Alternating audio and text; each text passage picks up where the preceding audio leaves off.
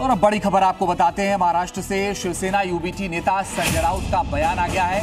बाला साहेब हमारे पिता शिंदे गुट पर संजय राउत ने हमला भी किया है। तो बड़ी खबर आपको बता रहे हैं, एक बार फिर से समझिए। शिवसेना यूबीटी के नेता संजय राउत ने एक बार फिर से वह बयान दिया जिसमें उन्होंने कहा कि बाला साहेब हमारे पिता हैं।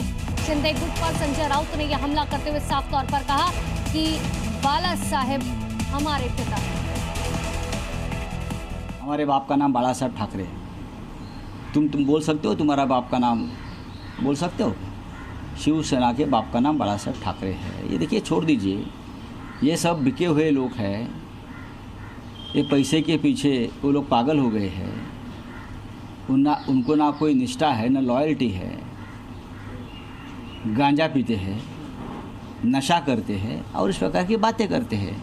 और क्या है, आप क्यों ध्यान देते हो? पर उत्तर 24 परगना से बड़ी खबर है, टीएमसी नेताओं पर अंडा अटैक अब भी जारी है। टीएमसी पार्षदों पर अंडे फेंके गए हैं।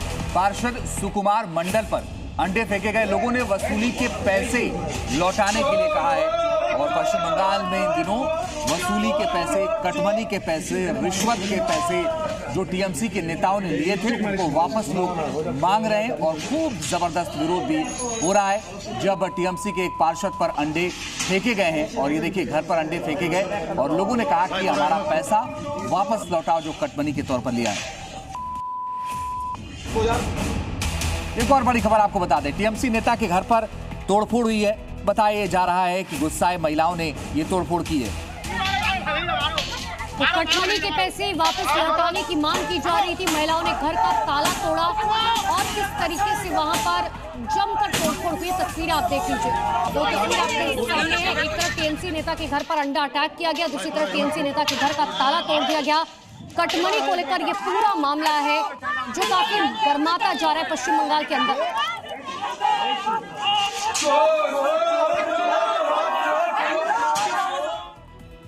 और एक और बड़ी खबर पश्चिम बंगाल से है, जहां के पूर्व मंत्री और टीएमसी नेता उदयन गुहा की मुश्किलें बढ़ चुकी हैं। अदालत ने उन्हें 7 दिनों की पुलिस हिरासत में भेज दिया है और अब वे 25 जून तक पुलिस कस्टडी में ही रहेंगे। पेशी से कोर्ट से पहले बाहर निकलते समय उदयन गुहा का विरोध कर रहे लोगों ने अंडे फेंके। उदयन गुहा को प्रधानमंत्री आवास योजना में वित्तीय अनियमितताओं, रिश्वत वसूली और धोखाधड़ी के आरोपों में गिरफ्तार किया गया है। उन पर वसूली और 2021 के चुनाव बाद हुई हिंसा में संलिप्तता के आरोप भी दर्ज। कूच बिहार पुलिस ने उन्हें कोलकाता के फूल बागान क्षेत्र से गिरफ्तार किया है। तो देखिए, सलाखों में है उदयन गुहा और उदयन गुहा पर जब अंडा अटैक हुआ उसकी तस्वीरें आपके सामने है। किस तरीके से टीएमसी नेताओं पर लोगों का गुस्सा फूट पड़ा है। आए दिन, रोजाना दिन और रात ऐसी तस्वीरें सामने आ रही है पश्चिम बंगाल के अलग अलग इलाकों से। कहीं पर अंडे से अटैक किया जा रहा है, कहीं पर गाड़ी पर अटैक, कहीं चोर चोर के नारे लगाए जा रहे हैं।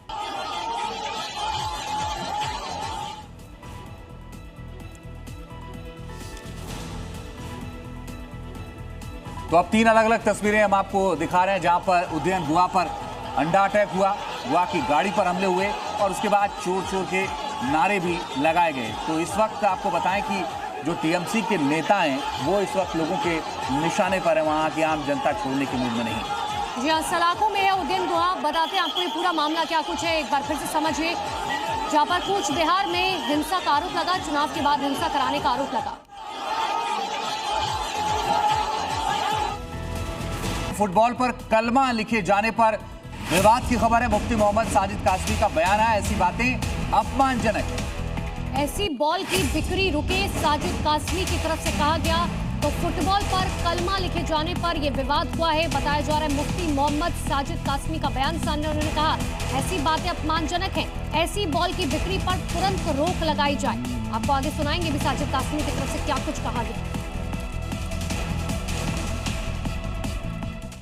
एक कलमा लिखा हुआ है बॉल के ऊपर, ला इलाहा इल्लल्लाह मुहम्मदुर रसूलुल्लाह। ये कलमा पूरा लिखा हुआ है और हमारा राष्ट्रीय ध्वज भी उसके ऊपर बना हुआ है और भी मुल्कों के राष्ट्रीय ध्वज उसके ऊपर मौजूद हैं। तो इसलिए वो पैरों से खेलने वाली बॉल है तो उसकी बेअदबी होगी।